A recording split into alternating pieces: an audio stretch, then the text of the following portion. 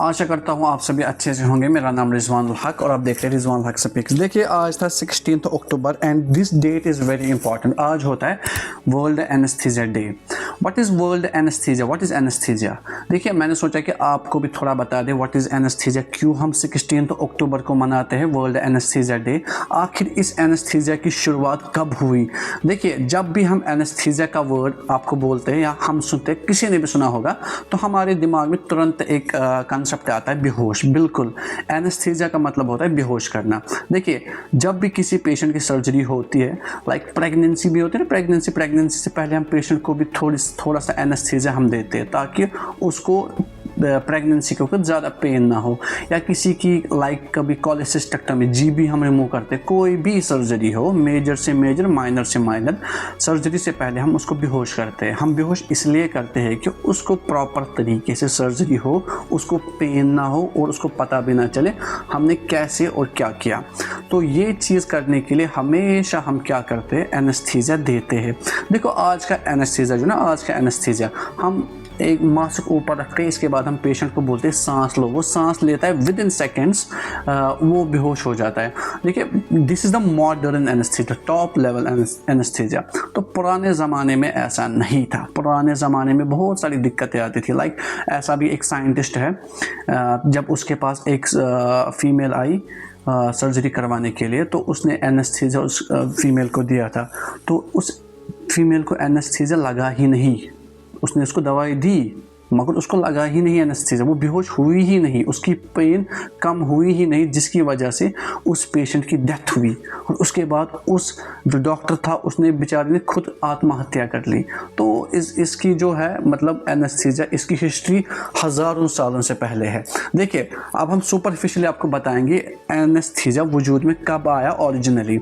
Actually 1846 में जब बहुत सारी ऐसी तजुर्बे हुए थे, इन्वेंशंस हुई थी, हर कोई अपनी अपनी इन्वेंशंस कर रहा था, एनेस्थीसिया ढूंढ रहा था कैसे हम प्रॉपर तरीके से दें। तो इसी दौरान 1846 में पहली बार एक साइंटिस्ट आता है जिसका नाम होता है WTG मॉर्टन।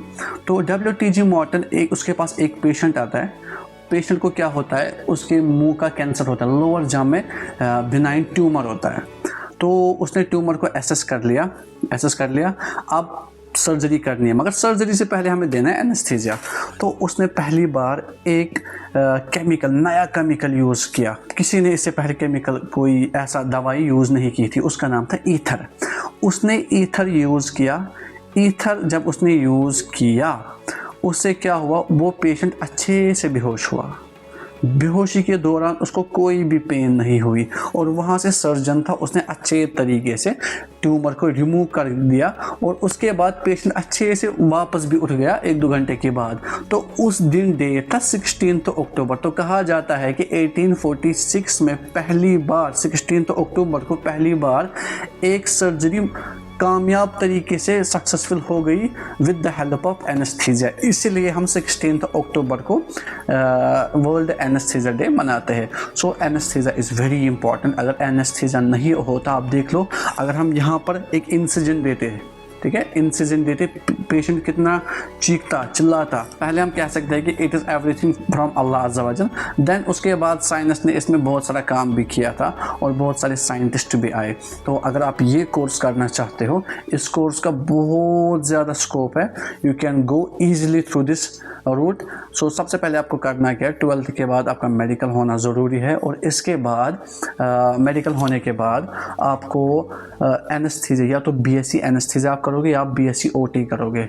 एनेस्थीसिया अलग होता है, OT अलग होता है। कहीं पर होता है, किसी यूनिवर्सिटी में एनेस्थीसिया और OT एक ही साथ हो जाता है। तो बेटर वही रहेगा कि आप बैचलर्स एनेस्थीसिया OT एक साथ ही कर लो। कल जाके फॉर्म्स एनेस्थीसिया से निकलेंगे, आप एनेस्थीसिया में अप्लाई कर सकते हो, OT में निकलेंगे, वहाँ से भी अप्लाई कर सकते हो। तो रिसेंटली हमने एक बच्ची का एडमिशन किया था, तो उसको भी हमने प्रॉपर गाइडेंस की थी ताकि वो आगे चले कैसे। और जहाँ पर भी आप एडमिशन करो, मेक श्योर वो यूनिवर्सिटी फ्रॉड ना हो।